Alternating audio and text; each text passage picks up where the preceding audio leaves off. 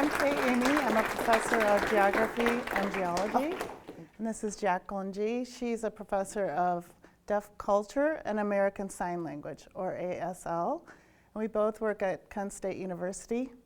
Jackie's going to be talking today in her first language, which was American Sign Language. So she's talking to the deaf community, and she's not interpreting.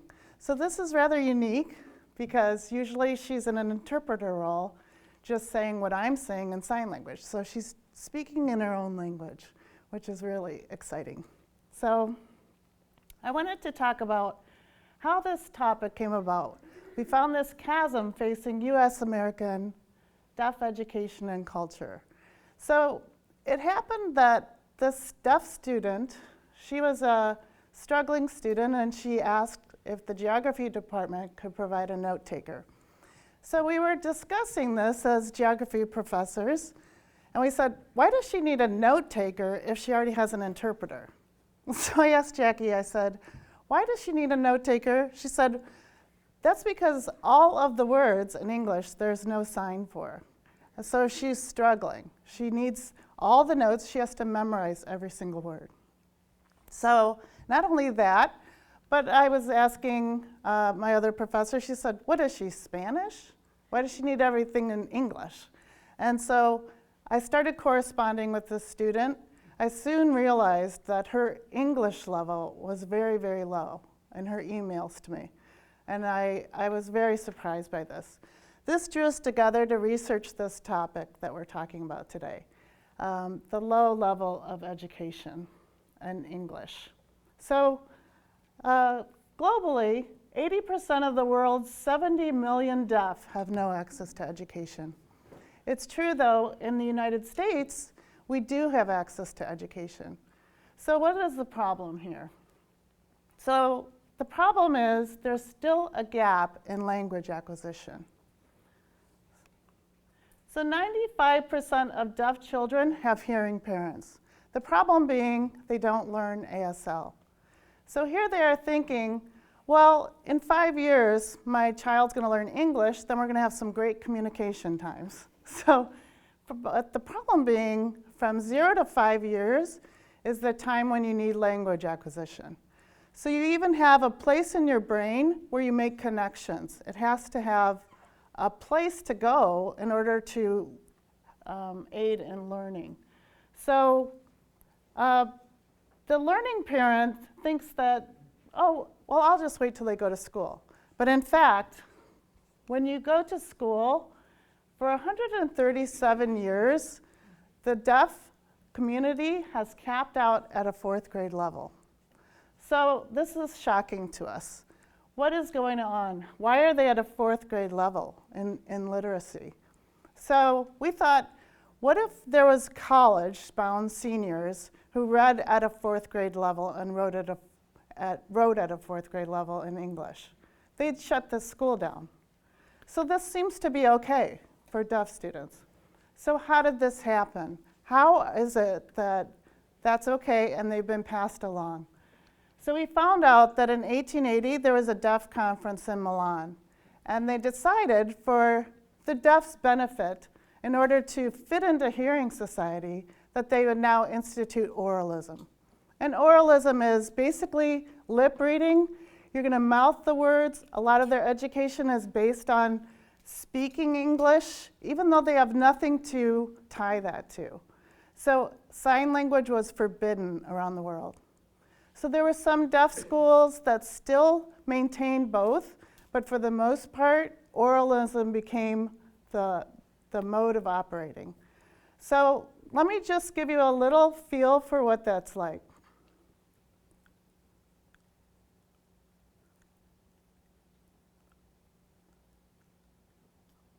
So did y'all get that? Oh, I just did the first couple sentences of the Gettysburg Address. So we're getting a feel for that. Now another example is I was in Beijing, and this was a crazy trip. I took 2 little girls, 2 10-year-olds, one was my daughter. And so I got to the hotel. I had a lot of help to get there. And then they wanted to eat at the Hard Rock Cafe. So I went down to the front desk And he said, oh, well, I'll get you a taxi. And I was like, oh, okay, thinking that I'm going to use my English and be fine. And so he said, oh, you'll need this. And he wrote on a little post-it the name of the hotel in Mandarin. So then I'm eating at the restaurant. I got there fine. And then I'm out on the street thinking, I'm going to have to get a taxi. And I realized no one around me speaks English. Not one person. No sign I can read. I have no idea what I'm doing. And I'm panicking. And the girls are looking at me like, yay. And I'm like, I'm having a heart attack, but I'm trying not to show it. So I'm searching my pockets, looking, and then finally, I find stuck to the back of a bill this Post-it note with the hotel name on it. So I hail a taxi. I give him this little piece of paper. He goes, oh, yeah. He's talking to me. I can't understand him. He can't understand me, obviously. But we get back to our hotel. But I thought, this is what a deaf person has to go through every single day. So that's nothing new for a deaf person. So after these dark ages for the deaf education in America, which I'm talking about for oralism, since that time, that's been a 4th grade level. So that's roughly 137 years. If anyone is above that level in their education, they're phenomenal. They're having to memorize and to get beyond that level, do extraordinary measures. So we've looked back into history. In the 1800s, there was the Enabling Act by Abraham Lincoln because of the level of literacy was so high at a college level, he made an all-deaf college. And that was because there were so many people that had ASL as their first language. So once you have that ASL as your first language, you're able to learn English. Then you have a place to put your learning in your brain. So this was before when deaf teachers were at that literacy level. So I want to talk about what goes on in the typical college classroom. So the deaf student would be in the front row there. They'd have to watch the interpreter. So they're relying on the interpreter for their information. They're missing out on maybe what's on the PowerPoint. They might show a video. They're going to have to read those subtitles. Then they're going to have to watch what the teacher's saying. Not only that, but listening to her for her tone. Well, how are they going to do that? So all of that peripheral information is lost. And I can think of a time where my math teacher said, I don't want to hear another peep out of you. And I went, peep. I thought I was really clever. And she said, get out, like that. And I had to leave. And I thought, what would the deaf student know if there's grumbling behind them or they're getting all that information that you just hear is all lost. So not only is the tone lost, but also here's an expression. In English, in hearing, we don't really exaggerate our expressions. It's kind of weird to do so. So when I was watching these interpreters for Jackie's parents and the exaggeration, I'm like, geez, what's going on there? But in fact, in ASL, when you're speaking it, you also are giving the tone. And so exaggerated facial expression really means something. So what is this girl saying? Who knows, right? So in fact, that's another gap in education. So not only is there literacy gaps, but there's also the tone of the voice missing and then expression. So think of the tremendous loss and the difficulties that they'd have to overcome for that. So there's also another gap that we found, and that is in culture.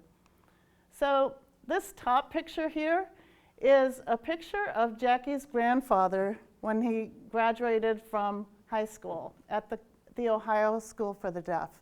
Her mother also attended the school, and they had deaf teachers, and they taught sign language alongside of oralism. So they were really benefiting from this culture-wise because culture is learned. So they had a sense of belonging, a sense of identity. And they just were learning from their first language of American Sign Language. So the picture below is a picnic I attended. These are all the folks. They now attend deaf clubs. And so it's pretty much an older generation thing though now.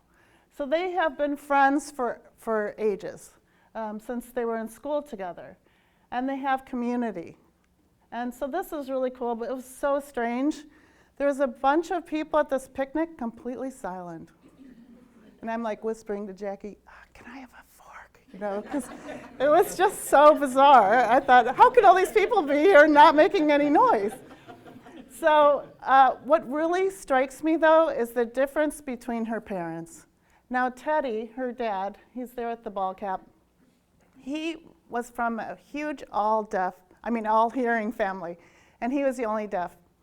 And 10 children. So they had made up signs, but for the most part did not communicate with them at all. So they'd kind of wave him off.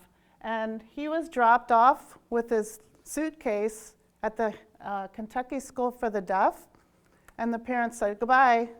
He had no idea what was happening. They were heartbroken, dropping him off without knowing what was going to happen to him. So for the first time at 9 years old, he learned his name.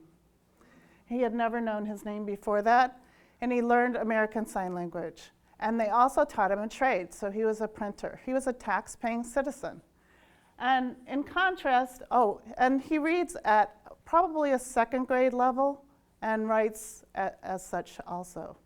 So contrasting Betty Lou, her mother, she was born to an all-deaf family. Her mother, grandparents, everything. So she was born into that society and learned the culture. She had a sense of belonging, identity, knew why she was being dropped off at the deaf school, was happy to go there and learn. And she reads at a 12th grade level. She also can write at a 12th grade level. And she worked for Packard Electric for 25 years and also paid taxes and was very much a member of society. So what's happening now with this culture transfer? Is it being transferred in these communities to the new deaf students? So here's my answer. This is what's happening with the deaf students. Very, very much like hearing students with texting. About 7% of information comes across in a text message, but this is what you'll see. Now it's kind of a virtual community. So is that a bad thing? So isn't that what's really happened all through history? Here's this woman, she has her toga on over her tunic, a symbol of being a Roman citizen. Okay, but here's her daughter running around in just her tunic. She's dropped the toga, who even knows if she's a Roman citizen anymore? So we were thinking, isn't that true that all through history, culture's been replaced? And the younger generation, we're like kids these days, they're doing such a thing. Well, is that a bad thing that deaf culture has kind of turned into this virtual world? So we were talking about how the times have changed. There's been devastation, though, for the deaf community. As a deaf student, you've been mainstreamed. Normally, you're maybe the only deaf student at the school, and not only that, but you are not a part of a group. You have no culture, identity, and no sense of belonging. So this is a sign here for equality. What kind of equality are we talking about? Well, we were talking about the equality of language. It's about time that we can learn about what needs to be done here. Deaf children really must learn ASL as their first language. Otherwise, we'll never bridge that gap of literacy. And what we can do by doing that, by giving them language, we can bridge these culture, both the culture and the English gap and literacy. And by doing that, we can go back maybe to the 1800s like they once were and be flourishing in society as poets and literature. And now we've capped them down and oppressed them so that they cannot overcome that unless they're absolutely extraordinary. So thank you.